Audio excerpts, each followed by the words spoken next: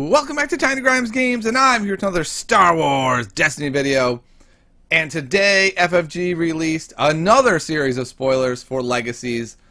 Does this mean the packs are right around the corner?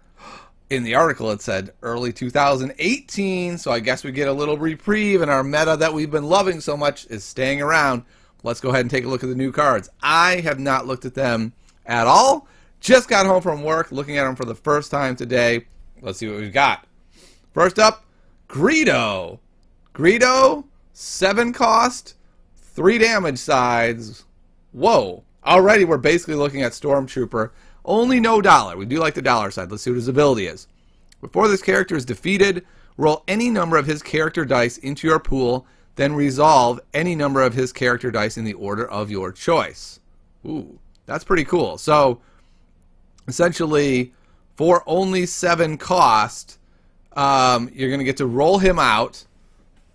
Let's say he's elite. Let's say you went 11. So you do 3 damage, you roll him out, you do 3 damage. Then they go to kill him. He does 3 to 4 damage on his way out. That sounds kind of amazing, especially envisioning some sort of endgame scenario where it's like their guy against your guy. He only has 3 health left. They have to kill Greedo. Before he's defeated, he gets to resolve his dice. So theoretically, if you're in like 2 to 3 range, boy, that's not a scenario you want to be in. With 3 damage size, there's a decent chance you're dead before you actually kill Greedo. Greedo's pretty exciting. Having another guy at this cost point is really great. I will say an 8-11 Bala, like, he's real hard to compete with. I don't know if you're ever going to be able to play Greedo at 11. But what is really viable is to play him at 7 as a replacement for, say, Stormtrooper or Battle Droid or something like that, or whatever droid we saw. I think Greedo is really reasonable at 7. I really wonder if he's viable at 11. But he's awesome. I will say that. Okay, let's go to the next card. Krennic we've seen. Bib Fortuna! He's basically a dude who doesn't do anything except for roll specials. Roll a character die on one of your other characters into your pool. I really like this guy. At 9, it basically means you can turn one of your really amazing 20, 21 cost dudes into a guy who's probably having 3 character dice. So those really heavy dice, like say on Vader or someone like that, can become even stronger. Now, the downside is he doesn't do anything when that character's dead, right? So right now we have stuff like the Tusken Raider, who is pretty good when guys die, and other choices. Even having the Stormtrooper 3 damage sides can be pretty good. He does have 9 health, which is nice, but I just wonder if, like, this scenario that he would be best in, which is him with a beastly character, is not going to be as good as we hoped it would be. Now, maybe a different scenario is better, where you have like a one die Bib Fortuna, another 1 die dude for, say, 7, so we're at 16, and then some character, even at elite, like the 7th Sister at 14, if one of those characters has a die that's interesting, like maybe it has a decent special on it, right? Maybe it doesn't have a million awesome sides, but maybe it has a good special. That could be really interesting as well, especially since you could use his special, roll that die in, and then trigger that special. That could be really powerful. So I don't have in mind off the top of my head who that would work with really well, but it's something to keep our eye on. I feel like Bib's natural fit with another giant character with heavy dice is probably not as good as it looks at first glance, but I feel like there's got to be something there for him. I'm pretty excited about him, and we'll see what he can do. Darth Vader's pretty good. Dr. Aphra, the Artifact Hunter. Alright, at 11-14, she competes with stuff like 7th Sister, Veers. So, you know, like, it's a pretty tough area to compete. She only has 2 damage sides. One costs $1, so I'm already going like, oh, I don't know. The cost of the first droid you play each round is decreased by 1. After you deal indirect damage to yourself, you may draw a card. Interesting. I feel like she is a niche card. Like, in a droid deck, she could be really good. Like, I have to imagine Seeker droids are droids. Maybe you could play her with like a 1-die 7th sister at 11 and then an 8-cost character. That ends up being 4 dice to start with. You play a bunch of droids for cheap, and suddenly you got a board full of stuff, 3 characters with a lot of health. Maybe that's going to be good. But I don't know. It's interesting. She doesn't have a lot of damage that she puts out, and one of them is indirect, so it's kind of like, oh, I don't know. So I don't know. I'm torn on her. I feel like it's going to really depend on the droids. Like, what droids can you put in a deck with her that are high impact? Like I said, Seeker Droid 7th Sister, that's kind of intriguing. Like, getting Seeker Droids 4-1 is pretty sick, because it's not an ability she has to roll out. It's just a flat ability. So if we can find a deck with high impact droids where we can save, say she lives for 4 turns, and we get to save $4 on impactful droids, that could be really good. So we'll see. I think moving forward, 3 sets down the line, I think we're looking at a real solid card. I'm just curious to see where she'll land Ark Angel. All right. After you activate this support, activate up to 2 of your other supports in the order of your choice. That's solid. Okay, it's a good way to kind of speed up support decks. But this is a pretty terrible vehicle. Like, it has 2 damage sides, 1 is indirect. A shield costs money. I don't see people playing this card, and I guess we'll see. In Pursuit. Play only if an opponent activated 1 or more characters during their last turn. Activate any number of your yellow characters in the order of your choice. I mean, this is not going to be in a lot of decks, certainly, but I don't know. This could be a pretty niche, interesting card. Let's say you have like a triple Gamorrean guard deck, and your opponent rolls out a god roll, and you just go in Pursuit, burp, burp, burp, split them up, or maybe you have 2 Gamorrean guards to protect someone. You can soak up 2, or maybe you just want to activate all your Guavian troopers. I don't know. I think this is a card that gets more interesting down the line if we have, you know, a bunch of 7s at 6 and yellow characters at 7 and 6. I don't know. The tough thing is it doesn't like let you cheat out the result of your roll. It just lets you activate more guys. So those kind of cards I've always been suspect on. We've seen them already for red decks, and I just feel like they haven't had a high enough impact. But we'll see. Fast Hands, I think we've seen that one. No Good to Me Dead. Heal up to 2 damage from an opponent's character. Gain resources equal to the amount of damage you just healed. Very interesting card. I like this a lot. I don't know if I love it competitively, because healing 2 damage is a lot.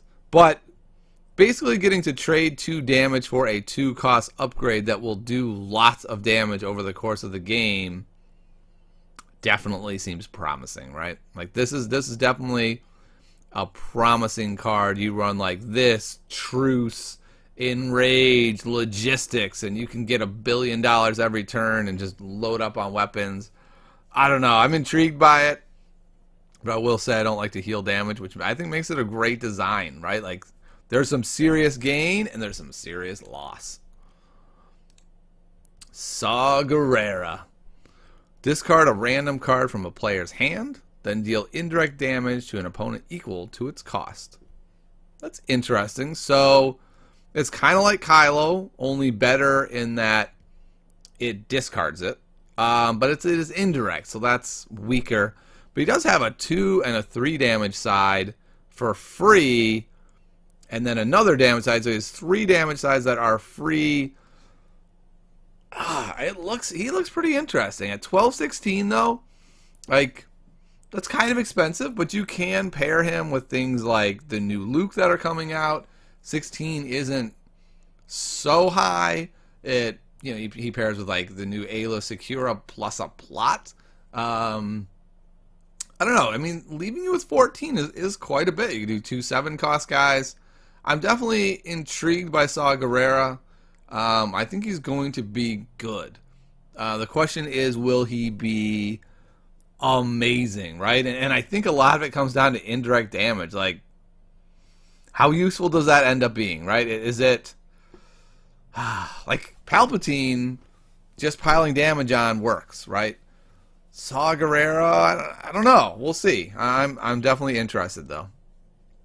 Jar Jar, clumsy outcast. Wow, well, some title that is. Jeez. 7-9. Our first elite at 9. That's kind of amazing. Oh my goodness. 2 dice, 21 left. Wow. You may take an action to force. Any player may take an action to force you to activate this character. After you activate this character, reroll all dice showing a symbol not showing on his character dice. What? After you activate him, reroll all dice, not just all of your dice. That's interesting. Reroll all dice showing a symbol not showing on his character dice. So I'm assuming by not showing it means whatever doesn't come up, which basically means if your opponent rolls out damage, you roll out Jar Jar, you wreck him, they have to reroll all their damage. That's kind of intriguing. So how this is probably going to work is if your opponent has first action, they will say they'll have to take their action to make you roll in Jar Jar, and then you get an action to roll in another character. That's kind of intriguing. His dice are not useful, so I don't think you want 2, even though they're super cheap. I think 7 is probably fine. It's a very intriguing card. I don't know that it's going to see play, but it might see in tremendous play. Wow. I don't know. It's really intriguing. Could you imagine feint with him? Like they roll out the nuts, you feint. They have to re-roll. It comes up bad, so they re-roll again, and then you roll them in again. Like, if the opponent couldn't take that action, he would be busted. Anyone being able to take it makes him interesting. Runaway Boomers. 3 blanks, and it's only 3? What? I mean, it costs 3? Power action. Spend 1 resource to roll a Runaway Boomer die into your pool. Set aside that die after it's resolved or removed. That's kind of interesting. So for 3, you're actually getting 2 of these Boomer dice. Do quite a bit of damage. I think that's worth it. Getting 2 dice every turn that have 3 damage. I don't care about the blanks. The blanks are irrelevant to me. 3 damage sides, 2 dice for 3. That feels strong to me. That feels a little pushed. I think heroes play that card. Explosive Tactics. Discard the top card of a deck, then deal indirect damage to an opponent equal to its cost. I do not think this will see a lot of play. For 1, this seems interesting. It's a total crapshoot. Likely it's like 1 for 2, which a lot of people play and like lightsaber throw and things like that. 2 for 2 damage? 2 for 1 damage? 2 for 0 damage? Yowzers. I don't think we're gonna see a lot of that card. Hondo Onaka! Neutral! Oh, Hondo. I love Hondo from the shows. He is hilarious. So I'm happy to see him in this game. Special, deal 3 damage to an opponent's character unless that opponent gives you a resource. 2 sides like that at 12-15. So, he's interesting. He's kind of expensive to have that. He's got the... I don't know. What do I think of this guy? He's got a 2 disrupt and then potentially 2 other 1 disrupt sides, because I got to assume your opponent saves $1 back, which is cool. It messes with their turn, which would make him an awesome like 8-9 cost guy, right? To just kind of like have that lingering back. For 12-15 though, he's got to be a major player. He's interesting. I'll say that. I don't know. My initial reaction is he doesn't feel all that impactful. But I'm curious to see what people can do with them. That's 2 3 sides is really good. The Problem is they can't just give you $1.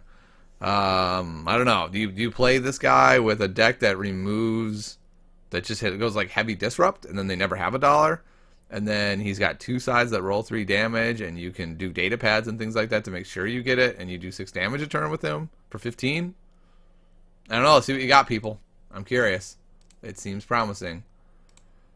And the last card for today, the Cantina Brawl. Deal 1 damage to opponent's character. Then that opponent may discard a card from their hand to repeat this effect. Wow, that's a crazy card. So, for 1, you do 1 damage. 1 for 1. No one would ever play that card in their right mind. And then their opponent may discard a card to repeat this effect, which would then, I assume, mean you can discard a card to repeat the effect. And you could have a really hilarious game where it's like you just go back and forth, and that comes down to who's the smarter player and brawls correctly.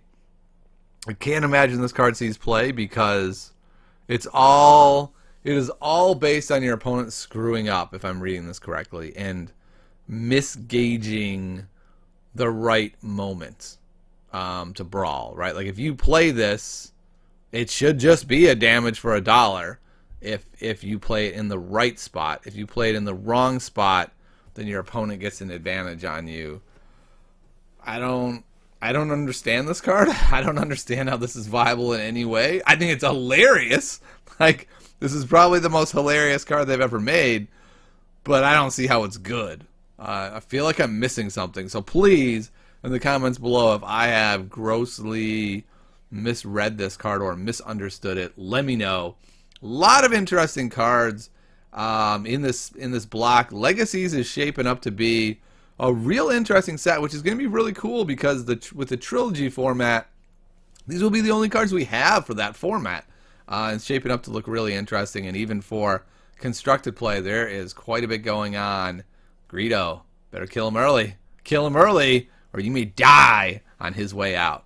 So I'll see you next time on Tiny Grams Games.